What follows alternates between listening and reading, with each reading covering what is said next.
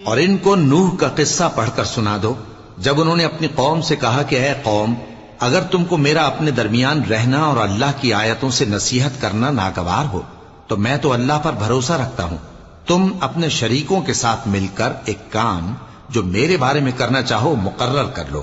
اور وہ تمہاری تمام جماعت کو معلوم ہو جائے اور کسی سے پوشیدہ نہ رہے، پھر وہ کام میرے خلاف کر گزرو اور مجھے مہلت نہ دو۔ اب اگر تم نے منہ پھیر لیا تو تم جانتے ہو کہ میں نے تم سے کچھ معاوضہ نہیں مانگا، میرا معاوضہ تو اللہ کے ذمے ہے،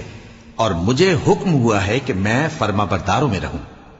پھر ان لوگوں نے ان کی تکذیب کی تو ہم نے ان کو اور جو لوگ ان کے ساتھ کشتی میں سوار تھے سب کو طوفان سے بچا لیا اور انہیں زمین میں خلیفہ بنا دیا، اور جن لوگوں نے ہماری آیتوں کو جھٹلایا ان کو غرق کر دیا۔ تو دیکھ لو کہ جو لوگ ڈرائے گئے تھے ان کا کیسا انجام ہوا۔ پھر نوح کے بعد